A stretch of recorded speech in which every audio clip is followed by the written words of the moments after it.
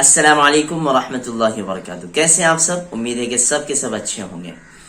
جیسا کہ ہم اور آپ جانتے ہیں کہ رمضان کی مبارک لمحات چل رہے ہیں اور ہم مبارک ایام میں، مبارک راتوں میں ہم جی رہے ہیں. رمضان کی ہر رات اور ہر دن اور ہر گھڑی اللہ سے مانگنے کی ہے. دعائیں جتنی مانگی جائے رمضان کے مہینے میں وہ کم ہے. اور اللہ کے نبی صلی اللہ علیہ وسلم کی کچھ دعائیں ایسی ہیں جو رمضان کے مخصوص اوقات میں ثابت ہے اللہ کے نبی صلی اللہ علیہ وسلم سے. لہٰذا رمضان کے مہینے میں ان مخصوص دعاؤں کا اہتمام ہمارے لیے بہت ضروری ہے. مثال کے طور پر پہلے عشرے کی دعا، دوسرے عشرے کی دعا، تیسرے عشرے کی دعا، یہ دعائیں ہیں. اسی طرح سے سحری کے وقت کی دعا، افطار کے وقت کی دعا، یہ بھی دعائیں ہیں. لیکن کچھ ایسی دعائیں ہیں جو ہمیں بلکہ 95% لوگوں کو پتہ ہی نہیں ہوتی. جیسے مثال کے طور پر سحری کے وقت کی دعا، یا واسع الفضل اغفر لی اغفر لنا، یہ اکثر لوگوں کو پتہ ماشاءاللہ ہمارے معمول میں بھی ہوتی ہے. اور اس طرح سے پہلے عشرے کی دعا، دوسرے عشرے کی دعا، تیسرے عشرے کی دعا. اور افطار کی دعا وہ بھی سارے لوگوں کو پتہ ہوتی ہے. اللہم لک صمت وبک آمنت وعلیک توکلت وعلی رزقک افطرت. صحیح حدیث کے الفاظ میں آتا ہے اللہم لک صمت وعلی رزقک افطرت. ٹھیک ہے. لیکن کیا آپ کو یہ پتا تھا، یا انشاءاللہ اس ویڈیو کے بعد پتا چل جائے گا، افطار کرنے کے بعد بھی ایک دعا اللہ کے نبی صلی اللہ علیہ وسلم سے ثابت ہے جو اکثر لوگ بلکہ 95% لوگ اس دعا کو نہیں جانتے.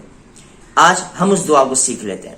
اللہ کے نبی صلی اللہ علیہ وسلم افطاری کے بعد یہ دعا پڑھا کرتے تھے: ذهب الظمأ وابتلت العروق وثبت الاجر ان شاء اللہ تعالی.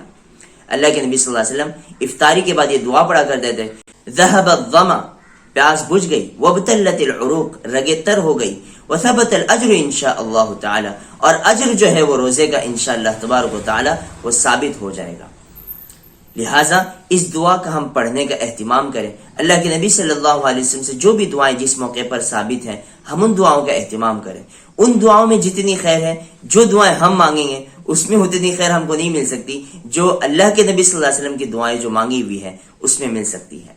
یہاں پہ بھی اللہ کے نبی صلی اللہ علیہ وسلم نے یہ بتلایا کہ ہم نے روزہ تو رکھ لیا، اب بارگاہ عزتی میں اللہ کے حضور ہمیں اپنے روزے کو پیش کرتے ہوئے یہ عاجزانہ ریکویسٹ کر رہے ہیں: اے اللہ، ہم نے تو روزہ بھی رکھ لیا اور افطار بھی کر لیا، ہماری رگیں بھی تر ہو گئی، لیکن جو اجر ہے ہمارے روزے کا وہ ہمیں عطا فرما. اس لیے اللہ کے نبی صلی اللہ علیہ وسلم نے الفاظ استعمال کیے: وثبت الاجر انشاءاللہ، اگر اللہ نے چاہا تو اجر بھی انشاءاللہ ثابت ہو کرے گا. اگر آپ کو بھی ابھی یہ دعا پتہ چلی ہے تو کمنٹ میں ضرور ہمیں بتائیں اور ویڈیو کو لائک ضرور کیجئے اور یہ ویڈیو زیادہ سے زیادہ لوگوں تک شیئر کیجئے تاکہ سارے حضرات اس دعا سے واقف ہو جائیں. ملتے ہیں اگلی ویڈیو میں، تب تک کے لیے اجازت دیجیے. اللہ حافظ. السلام علیکم ورحمۃ اللہ وبرکاتہ.